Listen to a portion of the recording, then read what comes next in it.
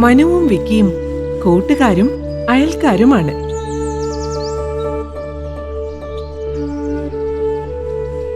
കറങ്ങി നടന്ന് കാഴ്ചകൾ കാണുക രണ്ടുപേരുടെയും ഇഷ്ടവിനോദമാണ്.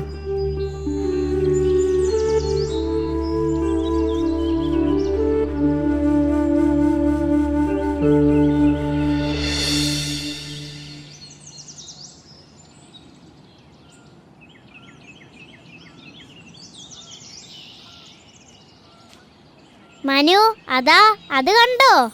അതാണ് ഞാൻ പറഞ്ഞ അമ്പൽക്കുളം. വിക്കി, നീ ആള് കൊള്ളാലോ. ഈ സ്ഥലമൊക്കെ നീ എങ്ങനെ കണ്ടുപിടിച്ചു?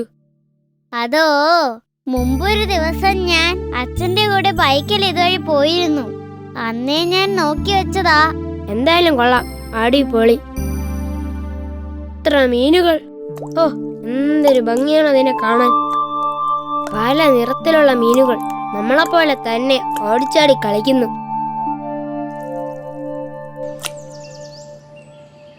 നമുക്ക് ഈ മീനുകൾക്ക് തിന്നാൻ എന്തെങ്കിലും കൊണ്ടുവരാമായിരുന്നു.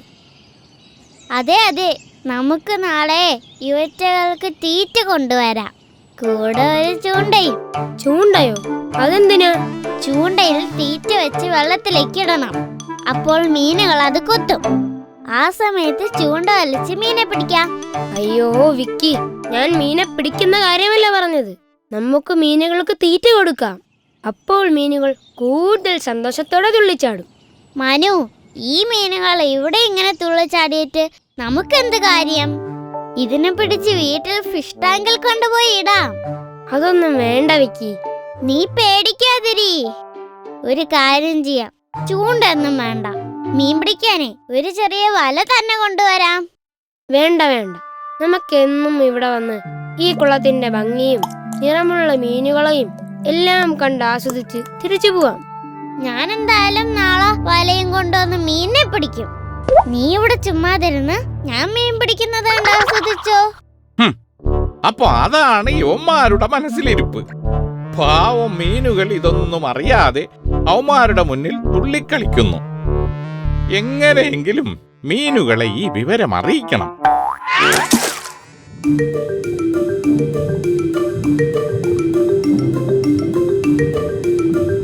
തവളച്ചേട്ടാ, എന്താ മുഖത്തൊരു ഗൗരവം? വാ, നമുക്ക് കളിക്കാം. നിങ്ങളിങ്ങനെ ചുറ്റും നടക്കുന്നതൊന്നും അറിയാതെ കളിച്ചോണ്ടിരുന്നോ?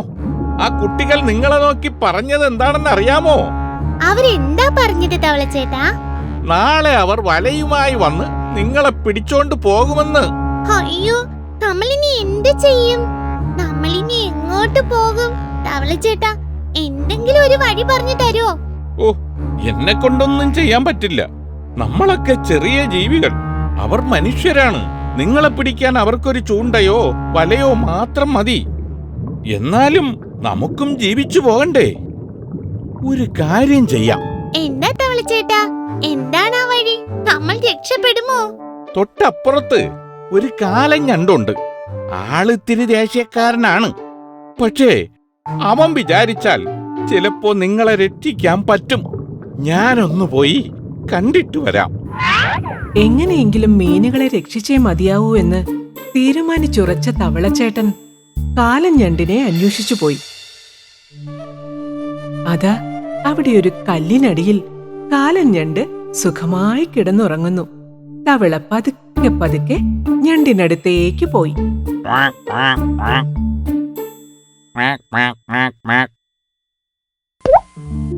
എന്താടാ, ഉറങ്ങാനും സമ്മതിക്കില്ലേ? ഒരു സഹായം വേണം. ഇപ്പൊ സഹായിക്കാനൊന്നും പറ്റില്ല. നീ പോയി പിന്നെ വാ. ഇത്രയും ശക്തനായ കാലൻ ഞണ്ട് ഇവിടെ ഉണ്ടായിട്ടും ഇവിടത്തെ ജീവികൾക്ക് ഒരു ഉപകാരവുമില്ലല്ലോ. നീ എന്നെ അധിക്ഷേപിക്കുന്നു. കാര്യം പറ. അപ്പുറത്തെ ആമ്പൽക്കുളത്തില് ആ പാവം മീനുകൾക്ക് എന്തു പറ്റി? ഇതിൽ കൂടുതൽ എന്തു പറ്റാനാ ചേട്ടാ? ഇന്ന് 2 കുട്ടികൾ അവിടെ വന്ന് മീനുകളെ മൊത്തം പിടിച്ചുകൊണ്ട് പോകാൻ പദ്ധതിയിട്ടിരിക്കുന്നു. നമ്മൾ എന്തെങ്കിലും ചെയ്തില്ലെങ്കിൽ നമ്മുടെ ആമ്പൽക്കുളത്തിൽ ഒരു മീൻ പോലും ബാക്കിയുണ്ടാവില്ല. നാളെ അവർ വലയുമായി വരും. സംഗതി കുറച്ച് കടുപ്പമാണ്. അപ്പോ എന്ത് ചെയ്യും? ആ, എന്തെങ്കിലും ചെയ്യാതെ പറ്റില്ല. നമ്മുടെ ഒപ്പമുള്ളവരെ എന്തു വില കൊടുത്തു നമ്മൾ രക്ഷിക്കണം. നീ ഒരു കാര്യം ചെയ്, ആ മീനുകളോട് പോയി സമാധാനമായി ഇരിക്കാൻ പറ.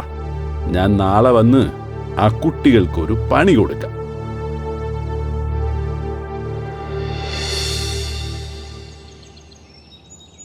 മനു, നീ ആദ്യം ബക്കറ്റിൽ വെള്ളം നിറയ്ക്കണം. ഞാൻ വലയിട്ട് മീനുകളെ പിടിച്ച് കരയിലേക്കിടും. നീ അതെല്ലാം പറക്കിയെടുത്ത് ബക്കറ്റിലേക്ക് ഇടണം.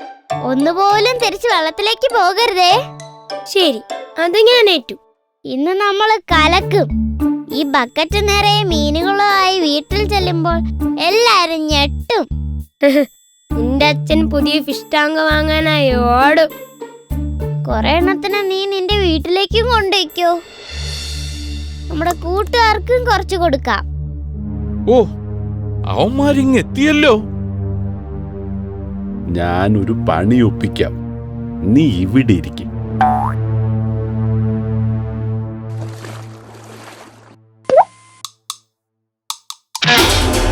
അയ്യോ, ഞണ്ട് ഞണ്ട് ഞണ്ട്.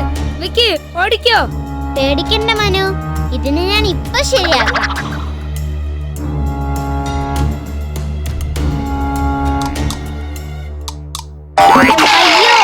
അയ്യോ, അങ്ങനെ മീനുകൾ ഒരു വലിയ ആപത്തിൽ നിന്നും രക്ഷപ്പെട്ടു. തവളച്ചേട്ടന്റെ സമയോചിതമായ ഇടപെടലും ഞണ്ടിന്റെ ശക്തിയും ധൈര്യവും എല്ലാം ഒരുമിച്ച് ചേർത്ത് അവരാ അപകടത്തെ വിജയകരമായി നേരിട്ടു. അവരുടെ ഒത്തൊരുമിച്ചുള്ള ഈ ചെറുത്തുനിൽപ്പിൽ പേടിച്ചുപോയ മനുവും വിക്കിയും പിന്നീട് ഒരിക്കലും ആ വഴിക്ക് വന്നില്ല. സ്വന്തം ഗ്രാമത്തിലെ കടുത്ത വരൾച്ചയും ഭക്ഷ്യക്ഷാമവും കാരണം മറ്റൊരു ദേശം തേടിയിറങ്ങിയതാണ് പൊന്നൻ തവള.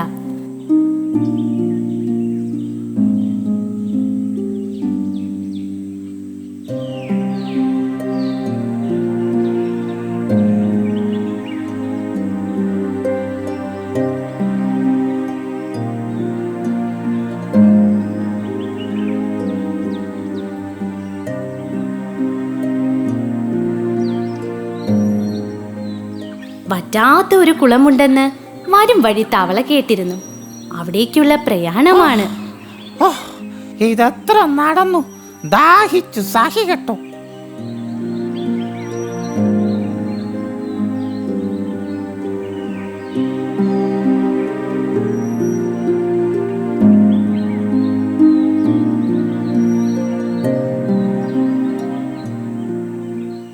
ദൂരെ ഒരു പൂന്തോട്ടം കാണുന്ന പൊന്നൻ തവള സന്തോഷം കൊണ്ട് തുള്ളിച്ചാടി. ഹായ് ഹായ്, അവിടെ നിറയെ ചെടികളും പൂക്കളും. ഉറപ്പായും ഉറവ പറ്റാത്ത കുളം അവിടെയാകും. തന്റെ ക്ഷീണം മറന്ന് പൊന്നൻ തവള വേഗം അങ്ങോട്ടേക്ക് പോയി.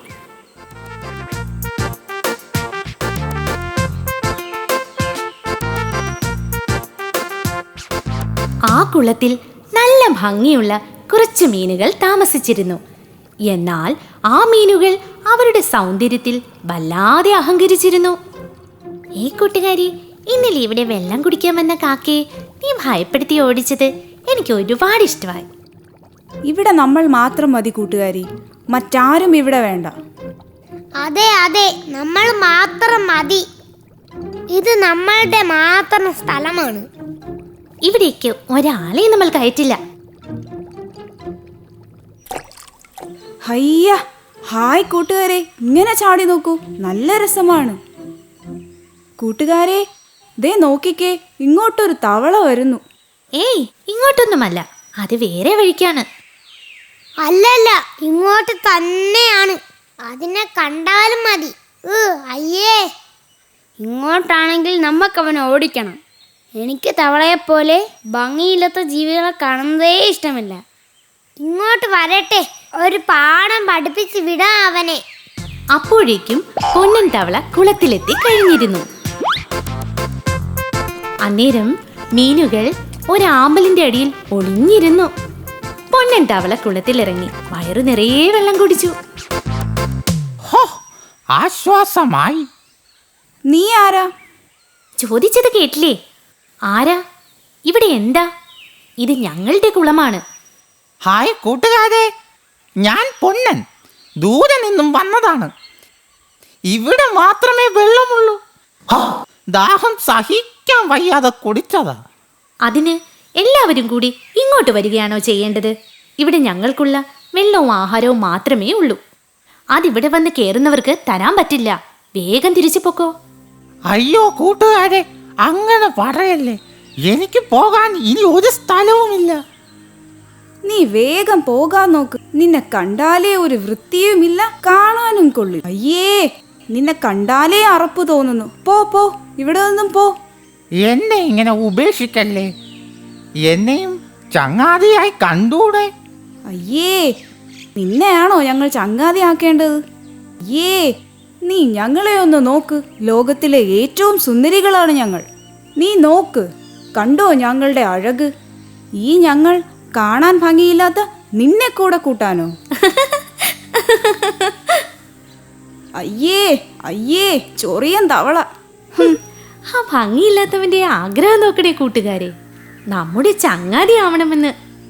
അമ്പോ, അത്യാഗ്രഹം തന്നെ.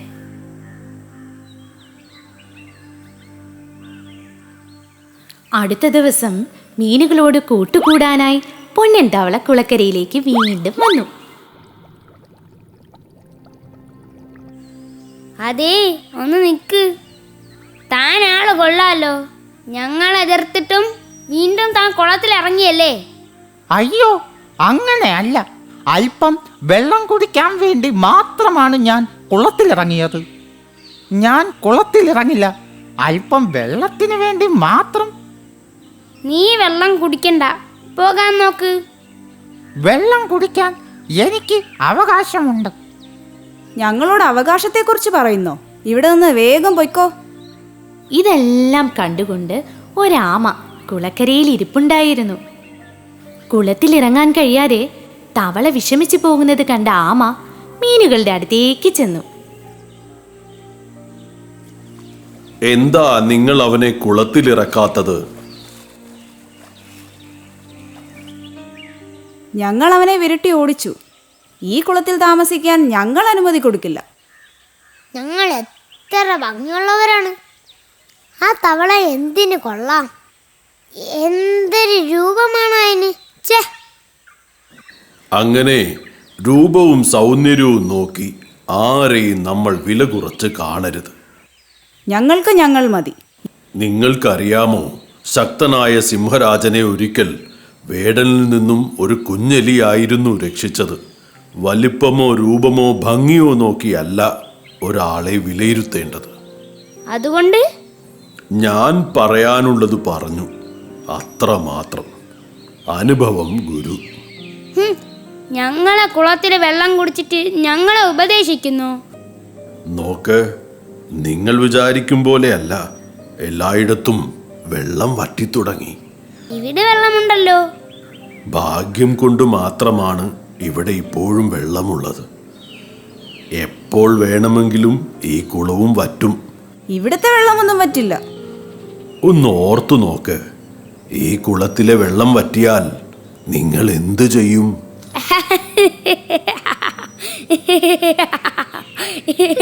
ഈ മണ്ടനാമയുടെ ഒരു കാര്യം. ഒന്നറിയാമോ, നിങ്ങൾക്ക് വെള്ളത്തിൽ മാത്രമേ ജീവിക്കാൻ പറ്റൂ. പക്ഷേ ആ തവളയ്ക്ക് വെള്ളത്തിലും കരയിലും ഒരുപോലെ താമസിക്കാം. ആരെയും ചെറുതായി കാണരുത്. ആ ആമയുടെ സംസാരം കേട്ടോ, നമ്മളെ ഉപദേശിക്കാൻ വന്നിരിക്കുന്നു. അതെ അതെ, നമ്മുടെ ദേയിൽ വെള്ളം കുടിച്ചതും പോരാഞ്ഞ് ആമച്ചാരുടെ ഒരു അഹങ്കാരമേ. അങ്ങനെയിരിക്കെ ഒരു ദിവസം ആ കുളക്കരയിലേക്ക് ഒരു ചൂണ്ടക്കാരൻ വന്നു.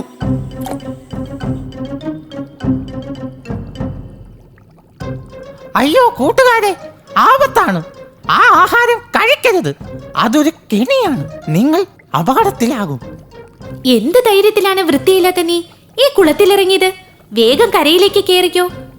നമ്മൾ മാറിയിട്ട് അവനത് കഴിക്കാനായിരിക്കും. അരുത്, നിങ്ങളിതിൽ കൊത്തരുത്. ഇത് ചതിയാണ്.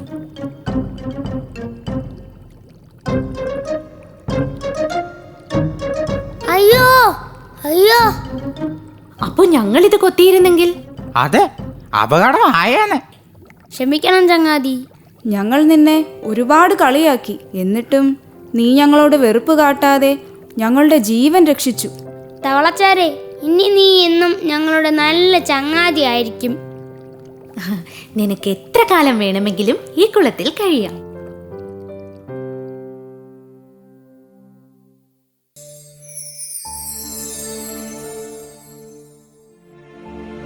രക്ഷിക്കണേ, ഞങ്ങളെ രക്ഷിക്കണേ, ആരെങ്കിലും ഞങ്ങളെ ഒന്ന് സഹായിക്കണേ. അന്നേരം ഒരു കൊക്കമ്മാവൻ അവിടെ എത്തി.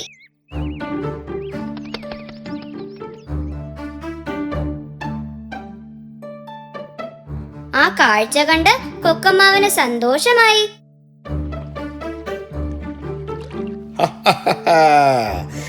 ഈ കുളത്തിൽ ധാരാളം മീനുകളുണ്ടല്ലോ, എനിക്ക് കുറേ ദിവസത്തേക്കുള്ള ആഹാരമായി. കൊക്കമ്മാവൻ മീനുകളോട് പറഞ്ഞു, മീനുകളെ, പേടിക്കണ്ട. അങ്ങ് അകലെ വലിയൊരു കുളമുണ്ട്. ആ കുളം ഒരിക്കലും വറ്റില്ല. നേരോ? പക്ഷേ ഞങ്ങൾ എങ്ങനെ അവിടെ എത്തും? ആ, അത് നിങ്ങൾ പേടിക്കണ്ട. നിങ്ങളെ അവിടെ എത്തിക്കുന്ന കാര്യം ഞാൻ ഏറ്റു. പക്ഷെ ഓരോ ദിവസവും കുറച്ചു പേരെ മാത്രമേ എനിക്ക് കൊണ്ടുപോകാൻ പറ്റൂ, കേട്ടോ? മീനുകൾ കൊക്കമ്മാവന്റെ വാക്ക് വിശ്വസിച്ചു. എന്നും മീനുകളെയും കൊണ്ട് കൊക്കമ്മാവൻ പറന്നു പോകും. എന്നിട്ട് അകലെ ഒരു പാറപ്പുറത്ത് കൊണ്ടുപോയി അവയെ ഭക്ഷിക്കും.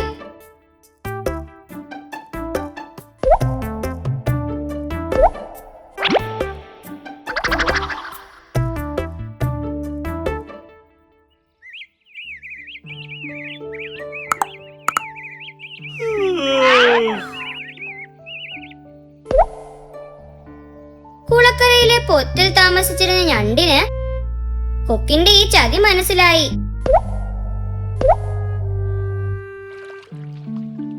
ഞണ്ട് കുളത്തിലെ തന്റെ കൂട്ടുകാരോട് പറഞ്ഞു, കൂട്ടുകാരെ, ആ കൊക്ക് നിങ്ങളെ ചതിക്കുകയാണ്.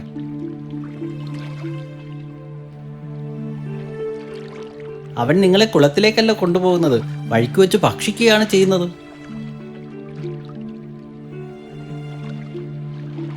അയ്യോ, ഇനി നമ്മൾ എന്ത് ചെയ്യും? പേടിക്കണ്ട, ഞാൻ നിങ്ങളെ രക്ഷിക്കാം. അങ്ങനെ ഞണ്ട് മീനുകളെ ആശ്വസിപ്പിച്ചു. പിറ്റേ ദിവസം കൊക്കമ്മാവൻ വന്നപ്പോൾ ഞണ്ട് കൊക്കിനോട് പറഞ്ഞു, കൊക്കമ്മാവ, അങ്ങ് എന്നെയും കൂടി രക്ഷിക്കണം. അകലെയുള്ള കുളത്തിലെത്തിക്കണം.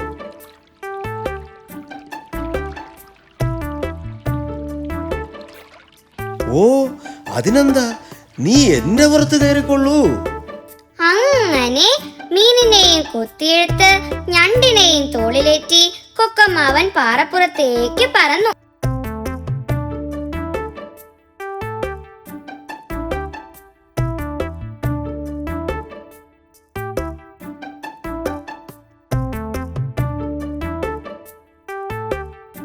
പാറപ്പുറത്തെത്തിയ കൊക്ക് മീനുകളെ താഴെയിട്ട് ഓരോന്നായി ഭക്ഷിക്കാൻ തുടങ്ങി. അപ്പോൾ ഞണ്ട് കൊക്കമ്മാവന്റെ കഴുത്തിലിറക്കി. വേദന കൊണ്ട് കൊക്കമ്മാവൻ ഉറക്കെ നിലവിളിച്ചു, അയ്യോ അയ്യോ, എന്നെ ഒന്നും ചെയ്യല്ലേ, എന്നെ ഒന്നും ചെയ്യല്ലേ. ഇനി ഞാൻ ആരെയും ഉപദ്രവിക്കില്ല, എന്നെ ഒന്നും ചെയ്യല്ലേ.